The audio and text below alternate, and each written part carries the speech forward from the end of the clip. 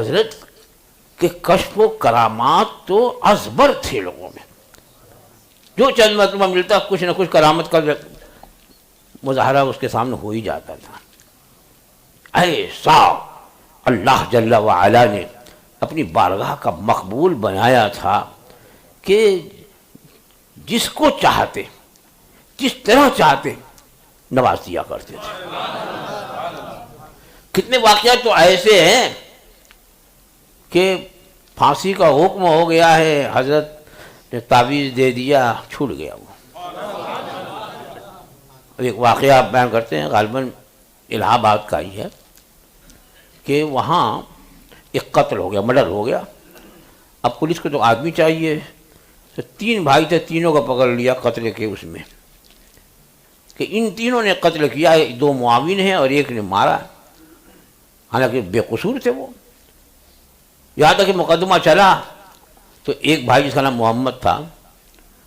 اس کے یہ پھانسی کا حکم، اس میں پھانسی ہوتی تھی، پھانسی کا حکم ہو گیا، اور 2 کو عمر قید ہو گئی۔ اب اس کے ماں باپ بہت پریشان تھے۔ اتفاق سے اب حکم ہو گیا کہ تیسرے دن اس کو پھانسی ہوگی۔ پھانسی کو 3 دن لگا، فیصلہ ہو گیا تھا، 3 دن باقی تھے کہ سرکار مفتی اعظم علی رحمۃ اللہ رضوان الہ آباد تشریف لائے، تو سب ملنے کے لیے آتے ہیں۔ حضرت کی بارگاہ میں پردے کے انتظام کے ساتھ جو ہے خواتین بھی آتی تھیں اپنی اپنی عرضی لے کر کے، اور پردے کا بہت سخت اہتمام ہوتا تھا، ورنہ حضرت بہت ناراض۔ ہمارے وہاں آتے تھے قاضی مندی میں حضور صلی اللہ علیہ وسلم کے مکان میں، عرس کے موقع پر بیعت کرتے، تو اب عورتوں کی یہ ایک کمرہ ہوتا تھا، کمرے ادھر عورتیں ہیں اور یہ دروازہ ایسے بھیڑا ہوا، حضرت ایسے رومال اندر دے دیتے تھے، اور یہاں جیسے یہ دروازہ حضرت کا رخ ادھر ہوتا تھا، میں نے خود دیکھا، ایسے پڑھاتے رہتے۔ عورتوں کی عادت ہوتی ہے تاک جھانک کی، جیسے حضرت کو ذرا سا بھی احساس ہوتا کوئی جھانکا تو وہ تلقین کر رہے، چھوڑ کر کے کمبخت کیا ہو گیا، یہ پہ پردہ لازم ہے، اور زبردست ڈانٹ پلاتے۔ تو حضرت تو بڑے پردے کے، کہ عورتیں پردے میں رہیں، پردے کے اتنے اس قدر سختی فرماتے تھے کہ ایک مرتبہ آپ کے وہاں ایک عورت ہے، تو وہ اس زمانے میں اس نے نیا برقع سلوایا تھا، پھولدار ریشم کا، یعنی کپڑا جو تھا پھولدار تھا، خوب دور سے دکھتا تھا، جبکہ اس زمانے میں عام طور پر جو برقعے ہوتے تھے بالکل سادہ، ایک تو سفید برقعے تھے، یہاں سے سر سے لے کے پیر تک صرف آنکھ کے سوراخ ہوتا تھا، عام طور پر وہ چلتا تھا، برقعہ یہ ہو کہ کسی کی نظر نہ اٹھے۔ اب وہ پھولدار، سوچی کہ پہلی حاضری جو ہے حضرت ہی کی وہاں ہو، اب وہ آئے بیٹھے تھے، پردے میں ہیں سب، اور حضرت کی نظر جو ہے اس کے برقعے پر پڑ گئی، وہ رنگین برقع، سوچی بڑی دعا ملے گی۔ حضرت نے دیکھا، کہا یہ برقع ہے، یہ برقع ہے، اس برقعے کو برقع چاہیے، یعنی اس کو اب چھپانے کے لیے برقع، اس قدر سخت پردے کے معاملے میں۔ لیکن عورتیں آتی تھیں پردے کا، وہاں جس گھر میں بھی حضرت کا قیام ہوتا تھا تو وہ لوگ پردے کا اہتمام کرتے، اور عورتیں ادھر سے آ کر کے اور اپنی گزارشات پیش کرتی۔ تو ان تینوں کی ماں آئی، کہا کہ حضور میرے بچے کو پھانسی ہونے والی ہے، حضور کو کرم کر دیجئے، پھانسی ہو جائے گی اسے، 3 دن بعد فیصلہ ہو گیا ہے جج کا۔ حضرت نے ایک تعویذ دیا اور فرمایا کہ لے جاؤ اور بچے گلے میں ڈال دینا، بچے کے گلے میں ڈال دینا، انشاءاللہ پھانسی نہیں ہوگی، بچ جائے گا وہ۔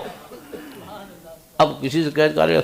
پرسوں نرسوں تو پھانسی ہونے والی ہے، اب کیا ہونے والا؟ معلوم عورت معتقد تھی، ایمان کامل تھا، وہ گئی کیسے بھی جیل میں گئی اور جا کر کے تعویذ اپنے بچے کے گلے میں ڈال دیا،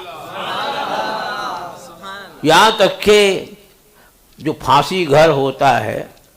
جب تیسرا دن آیا تو اس کو جس طرح سے اہتمام ہوتا ہے نا، چھپا کر کے اور منہ پہ ایک طرح کا لباس ہوتا ہے وہ ڈال کر کے لے گئے، پھانسی گھر لے گئے، اور پھانسی کا پھندا بھی ڈال دیا، گلے میں ڈال دیا۔ اب وہ بٹن دبانا ہوتا ہے جس سے کہ وہ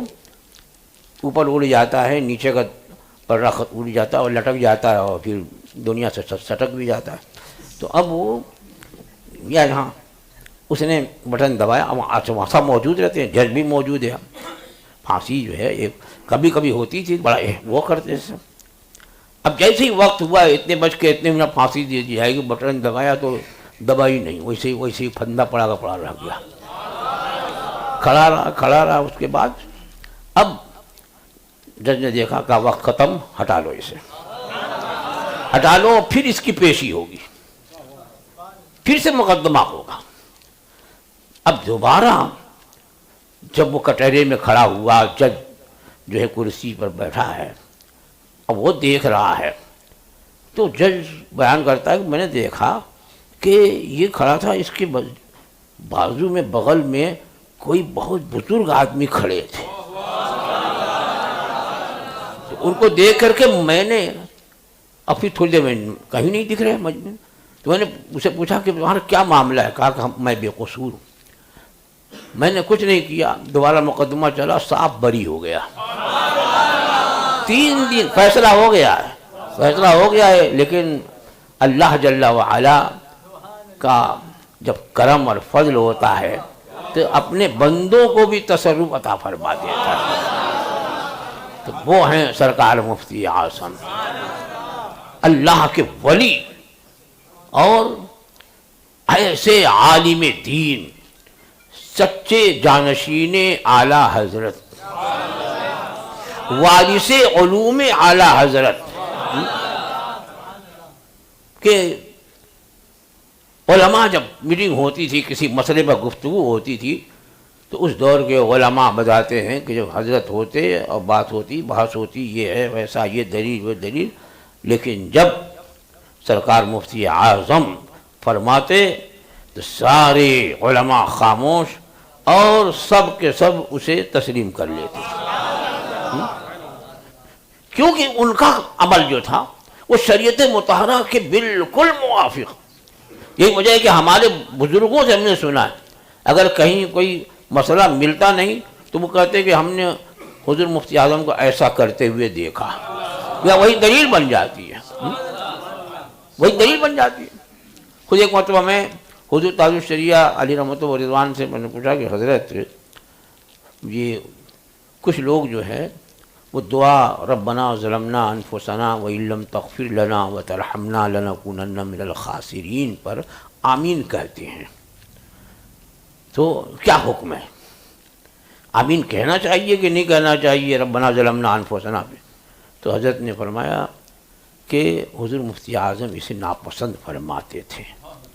اس موقع پر آمین کہنا، جو آمین کا معنی تھا قبول فرما، یعنی میں ظالموں میں سے ہوں، اللہ قبول فرما۔ آدمی اکیلے ہو تو اگر کرے، لیکن اس پر آمین نہ کہے۔